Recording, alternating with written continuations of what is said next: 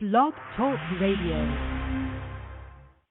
Well, here we go, ladies and gentlemen, across the airways. If it's Wednesday and it's 5 o'clock in the west, it's going to be 8 o'clock in the east, and it's time for the True North podcast, hosted by my brother, a mentor and a friend to me, Bill North. Yours truly, Mark Mancini, playing producer, co-host with him. 347-205-9631. This show goes quick. Catch the archive version, blogtalkradio.com/Mancini Sports, podcast platforms, wherever you subscribe to podcasts, powered now by Mancini Media. So without further ado, let me lay the red carpet down, put the podium in its place, hand off the mic. First of all, Bill the Threes, how are you? How can people get a hold of you? And you're bringing another legend through your great show today. Hey, God is good. I'm wonderful. Everything is happy, and it's getting to be Christmas time. I get to see my grandkids and that. So I'm doing pretty good. You can get in touch with me at billnorte15@gmail.com if you want to. I appreciate it. And my guest tonight is one of my favorite people in the world and one of the kindest, best people you ever want to meet. And he was my left fielder when I was in Oakland. His name is Joe Rudi. Hey, Joe, how are you? Hey, we're still on the right side of the graph, man. Everything else is a bonus, right? Hey. still above the ground. Hey, that's the first thing I always check. Mm-hmm. No, we're doing great, Billy. What are you doing now? Well, we're retired. I got my beautiful wife to start playing golf at 68. And now she's a golfaholic, so we spend a lot of time together out on the golf course. And we each have our own groups that we play with. And anyway, we've really enjoyed Florida. The weather down here has been fantastic. And it's hard to, we've spent a lot of great years up in Northeast Oregon, up in the mountains there. We've got that 20, 30 below in the winter, and it was great when we were young and skiing and snowmobiling and all that stuff. But when you get in your mid-60s and 70s, it's not as much fun shoveling that snow. No, hey, wow, you got to have some place to go. I'm a sun seeker myself. Yep. How long were you up in Baker, Joe? Well, when we left the A's after the 76 season, Gene Tennis and I had been going up hunting with Harmon Killebrew, who lived right there on the border of Idaho and Oregon, Snake River country. And so I've been up there 2 or 3 years and just fell in love with the country. And we were moving to Southern California. At the time, we just didn't feel comfortable raising our 4 kids down there, so we decided to go up. We bought about a 300-acre cattle ranch about 15 miles outside Baker City, and probably the best thing we ever did with our kids. Just a great place to raise kids, and at the time it was a wonderful thing being able to go, spend the summers down where we're playing ball, and then the winter times we'd go back up there and really have the family to ourselves. Speaking of your kids, Joe, just passed a blurb that Heather is a lieutenant colonel in the Air Force. Yeah, she's is she still in there? She's hoping she's right on the crisp, hopefully making full bird. So she's been in quite a while. Her husband retired. He's a fighter pilot. He retired last year. Still working for the government, but now she's trying to, like a lot of women, is raise 2 kids with a husband that's gone all the time and trying to have a career. So it's a big balancing act. We make our share of trips running over there to take care of the grandkids, and both of them are out of town at the last minute. So it's very, very proud of her. Oh yeah, that's wonderful. I got a question. Mark, you got something to say? Well, I'm just looking at his highlights, and 15 years playing Major League Baseball, 3-time All-Star, 3-time World Series champion, 3-time Gold Glove Award, Athletics Hall of Fame. I don't know where to start, Joe. I'll throw a quick one, give it right back to Bill, but Are you the most hated guy in Los Angeles after you hit that home run off of Mike Marshall to more or less turn that series around and clinch that thing? I got a story to tell on that. Go ahead, Joe. That was, I think of all the World Series games we played, I think we wanted the Dodgers more than anybody, didn't we, Billy? Yeah, we did. They talked bad about us. Yeah, none of us could make the roster, if I remember all that BS. Only 3 players could be on their roster. That's what they said when we got to L.A. And Dick Green said on the bus, Dick Green said, I didn't really even care about this World Series so much, but we're going to beat their ass. And that's exactly what we did. When they left town, they were talking about the best team lost. Of course, I got a 74 World Series ring on right now. Joe, I got to ask you a question. Do you remember in 1969 when we were in the Winter Instructional League in Arizona? Wow. Yeah, I definitely remember that because I had to go to college at the same time, which was a big stress at that time. Yeah, so was I. I was going to Arizona State. But that Winter Instructional League had to be the most talented winter league ever because darn near everybody went to the big leagues. It was amazing. The quality of competition that summer was incredible. I mean, Duncan and I were down there. I'm trying to remember who else from the A's. It's been you hit over 400. It was crazy. Yeah.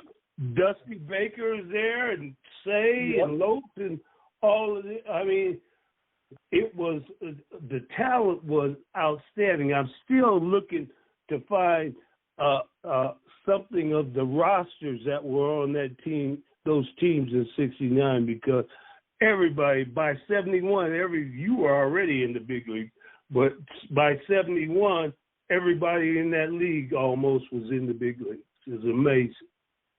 It really was. That was a great era of guys coming along right there at the the end of the non-draft period, and of course Rick Mundy was the first one picked, and Reggie the next year started doing the draft. There was that mid-60 era to late 60s, right in that era, there was a hell of a lot of good ball players drafted or signed. Yeah, along with the fact that you played in Birmingham, and Reggie was having trouble finding some place to stay, and you and Sharon took him in. Tell me about that.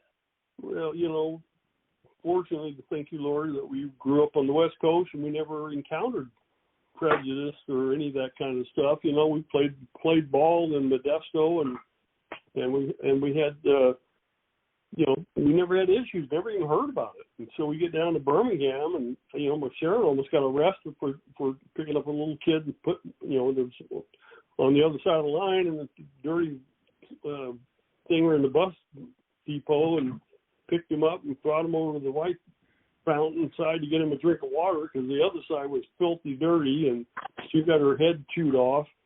But anyway, we got down there, and Reggie and I played together in Modesto the year before, and we became good friends. And anyway, we spent a lot of time together, and we got down there the next year, and when I found out where he was staying, I said, God, you can't get the hell out of that place. You're going to get mugged every night going home. And so we ended up coming out. We had a 2-bedroom place, and there was 3 or 4 of us out there that Reggie stayed with also. It just wasn't acceptable. I mean, none of us that grew up at that time had been around that. Yeah. Isn't that something? Yeah. That's a story. That night. Crazy. I mean, on the bus trips, we would be going down the highway, and they would stop at one place, let the Latins and the black players get off and go into one restaurant, and we'd drive down the road, and what the hell are we doing?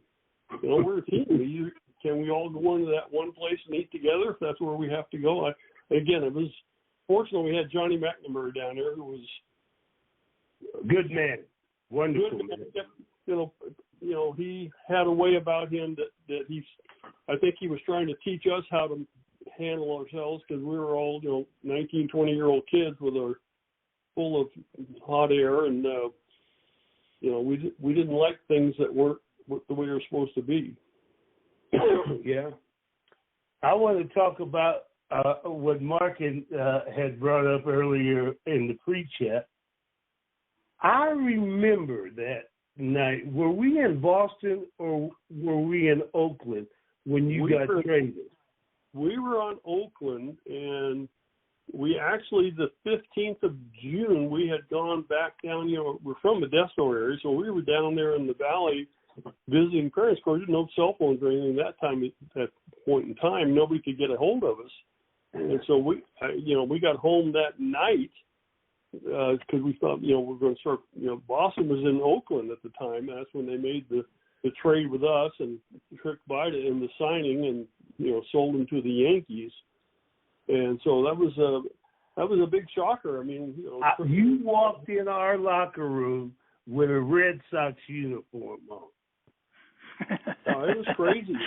The kids were taking their white baseball spikes and tried to paint them with black, and that didn't quite make it too good. And the only blessing was that that Darryl Johnson, who was a close friend of mine, I used to duck hunt with him in the wintertime there, and he lived not too far from us, knew him real well, and he didn't play Raleigh and I that night. And I tell you what, talking about, 13, 14 years I've been with the A's organization, I went out to run wind sprints, and I felt like I had a throw in a shoe or something. I couldn't even run normal. My whole equilibrium was so screwed up from being from the A's to the Red Sox, and it just was totally out of sync. Isn't that something? God bless Charlie Finley. Oh, boy. Joe, when you look at it, you in '77, Don Baylor and you went to the Angels, and I know we lost Don Baylor. And your thoughts of Don Baylor, just not as a player, just as an individual. Any thoughts? Oh, Reggie, he was like Reggie. He was such a strong human being. I mean, he was the dominant, what do you call the alpha male? And, alpha male. And he was such a good guy. He lived just about 10 minutes south of us. We were in Laguna Beach. I think he was in Dana Point. So he and I, rode the ballpark all the time. Spring training, we took turns driving, and a lot of times we'd have a day game. Or even a day off, and we'd run home just to get home and see the family, and get up at 5 in the morning and drive back down to Palm Springs for the next day's game and stuff. And we spent a ton of time together. We roomed next to each other on the road, and just super nice guy.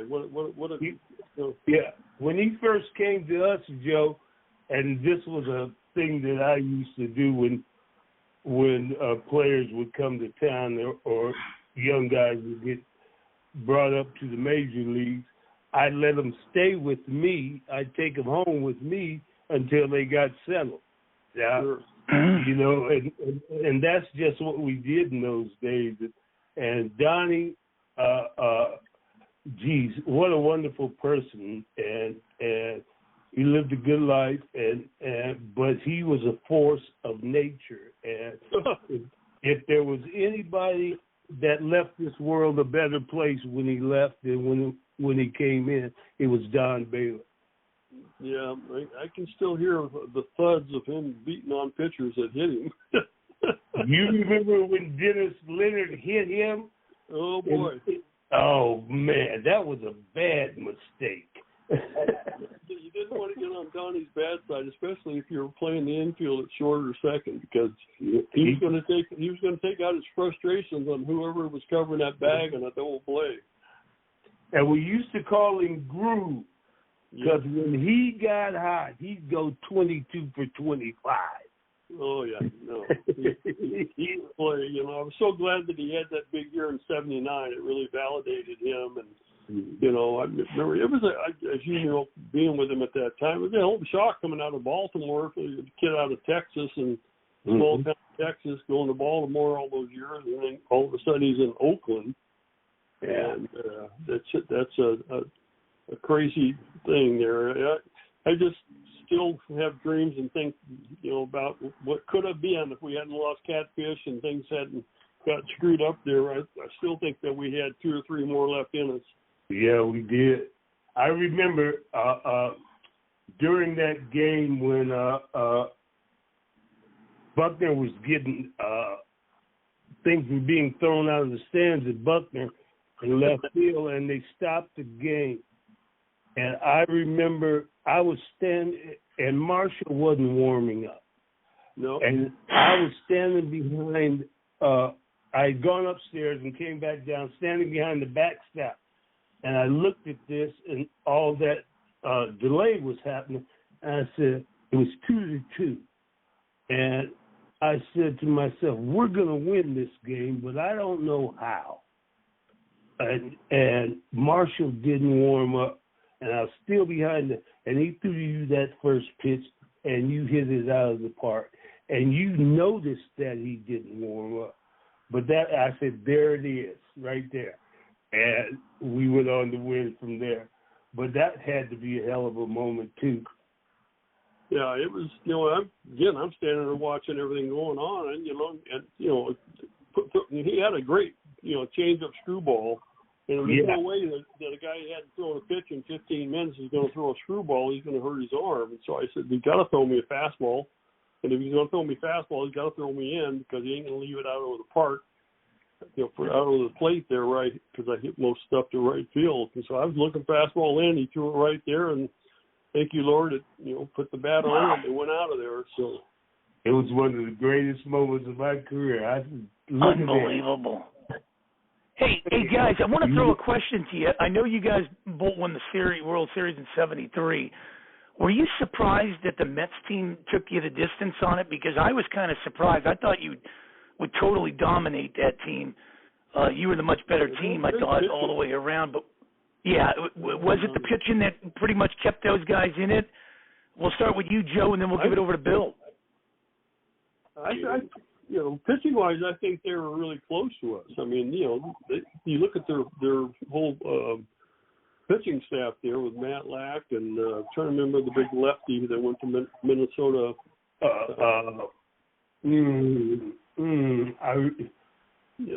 had a great pitching. I mean, it was Seaver and it wasn't Mickey Lolich, but Seaver and Matt Lack and Matt Lack was here. I'm trying to think of the other guy. Yeah. I'm trying to think of the name. It's been too long. They had a great pitching staff. They had a pretty good ball club. I mean, really. And I as usual, we got timely hits, but our pitching carried us always. Mm-hmm. Well, what I think about that, I didn't get to play in that one because I hurt myself, but it was a kind of thing that everybody else was at home. Okay. Now you got the two best teams in either league getting to that point. There's no guarantee you're going to go through another team on that. But the 7-game series is between the two best teams in baseball. Okay, you never remember who lost, but you remember who wins. Right. But that right there, if now that we decide who's going to win, all we got to do is play the games. Okay. And the Mets came to play. They had a good catcher over there, to Jerry Grody, and he was Rusty Staub. I mean, they had some good players. First of all, man. Yeah, but they had pitching. I think the other guy was Jerry Kuzman. Jerry Kuzman. There you go. I remember that. Jerry Kuzman. Don't forget about our idol, Bill. Willie Mays. Yeah. He was out there.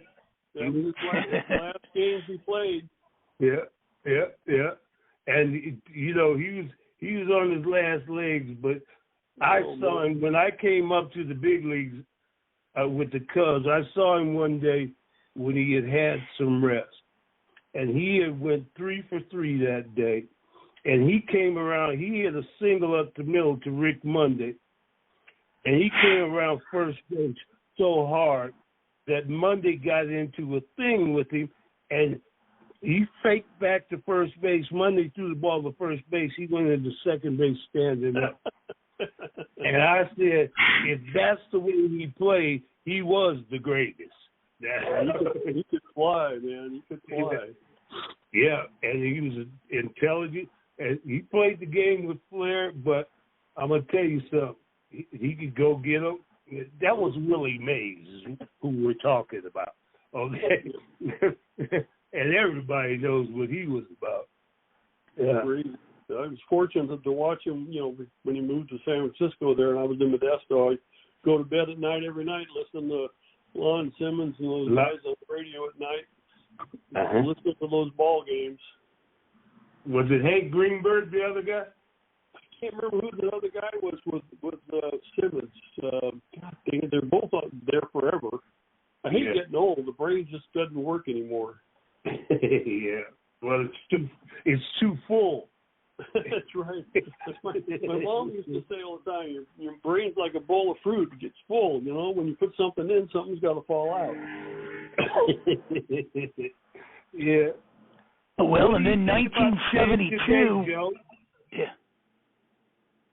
What do you think about the game today?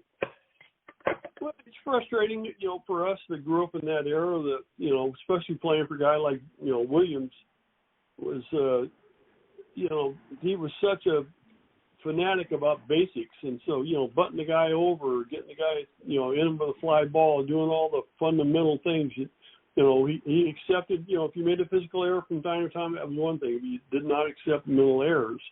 And, we played what I call small ball, which to me is the most consistent way to win on a regular basis. And today it's all, swinging for the fences, home run or nothing. And it's a little hard to watch. They don't put a lot of, emphasis on defense. I mean, you think about the way that, you and I played the outfield. A lot of times I'd play way in behind Campy, really close, and you took everything behind me. Yeah. But I took away all those line drives that, Carew and those type of hitters that were hitting the ball the other way. And it was just a different way of playing the game. Yeah, along with the fact that we forced the game. And again, I said before on this show, is that shift to me, I still feel that making rules to get out of that shift is the last resort, because I feel the hitters should have got them out of that shift by just taking what was given to them. Yeah, absolutely. Well, again, that's you and I both have the same mindset there. As I hate to even use the word I hope it's okay to say it on the air, the shithouse or castle, is that it's okay now. It's okay now to hit 190 and have 220 strikeouts, but if you hit 20 home runs and drive in 80 runs, you're going to make $10 million a year. Yeah. I mean, that would have got us released. You've been so far down in the minor league. But it's the kind of thing the analytics have taken away, I think, a lot of the innate ability and the talent of players to be able to excite the fans, by, to steal the one of the most exciting plays in baseball is going first to third or hitting a triple. So, and with that speed and the hit and run is non-existent. And those are things that have been taken out of the game because it's become so risk-averse because, strikeout. A rally is like Baker said. You remember, Mark? He said, you get a walk, somebody gets a base hit, and a 3-run home. Yeah, exactly. And hey, let me ask you one quick question real fast. I know we got 6 minutes left, and we'll keep it going. But 55 years in Oakland, Joe and Bill, this team could find its way out. It's the only multi-purpose stadium as far as when the Raiders just moved out recently. But how do you move a team like the Oakland A's out of there? Because it looks like it's going to be inevitable now that they'll probably end up going to Vegas or something. But all that rich tradition, have you ever stopped and thought about that? Joe, we'll start with you, and then we'll give it over to Bill. Yeah, of course. I mean, unfortunately, because, again, politics always gets in the middle of everything. Is they put Right. the ballpark in an absolute terrible place. I grew up in that area, so I know there used to be an area out there, the intersection of 580, 680 over the hills there, towards Stockton direction, out towards the Bay, Central Valley, and there was a big Volkswagen plant that had been closed for years, and that was a huge area out there. It was a perfect place. They should have put the stadium right there. The land was available, but again, politics got in the way, and they put that stadium in there where they did. And the weather's terrible. It's cold and damp, and of course, people, times change. When Billy and I played there, if you had a ground ball hit to you, you pick up the ball, throw it back into the infield. It was so wet you could hardly hang on to it. And by the time I remember going back coaching in the late '80s, that again the population had gotten so much more. You just never saw that again. You didn't have the clouds going through the lights at night and stuff. So it was a bad place to put the ballpark. And so I think that franchise is amazing that it stayed there all these years, because it was just we never drawn. I mean, even the year we had the great team, barely drew a million people a year with all kinds of free nights. Go ahead, Billy. And we drew 2 million on the road. I think that I've looked at that and watched this situation that they have now. I think first off, socially and as far as community-wise, it would be an abomination to not take that team from Oakland in a city that's already in dire straits. Absolutely. And not baseball with its sometimes misinformation about how much they are into the community and that. But that right there will kill Oakland. When you have an opportunity to develop a stadium downtown that is a good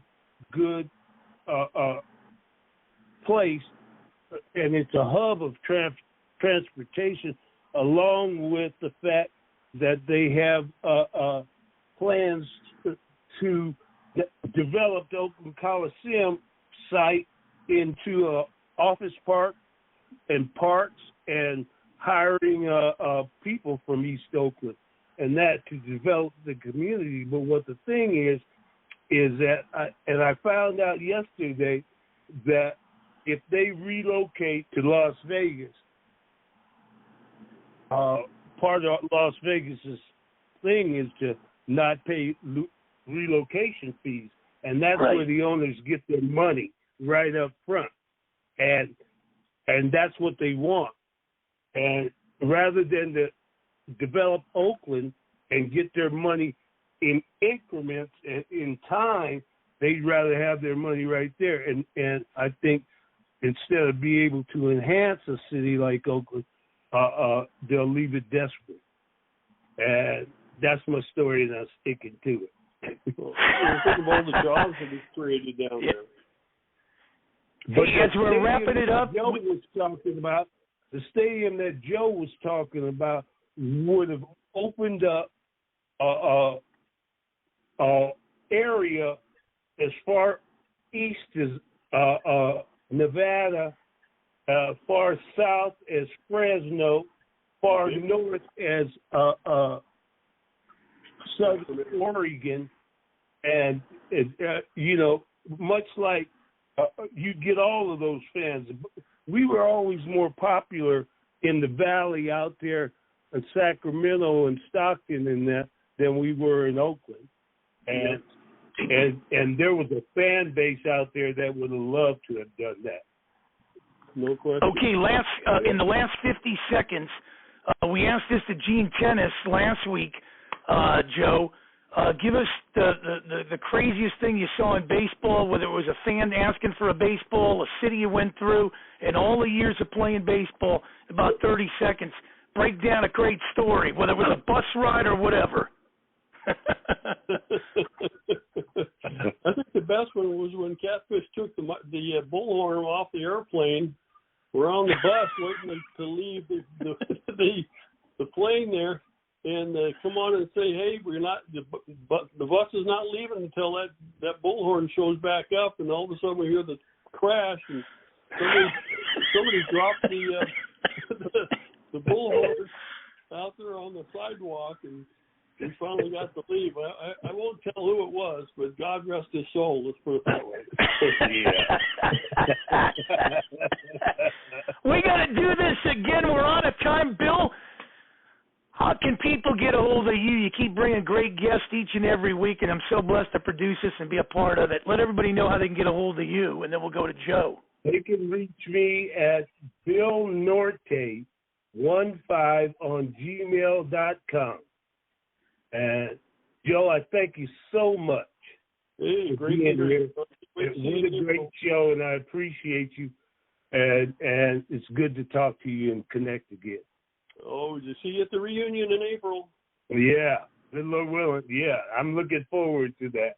Tell Sharon I love her, and you guys take care of yourself.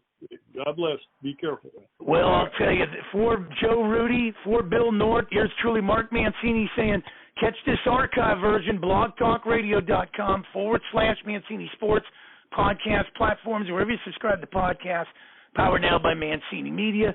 Next week, another one coming through. Keep informed. Check out the sites. I love you guys. Thanks for listening. Thank you, guys. Love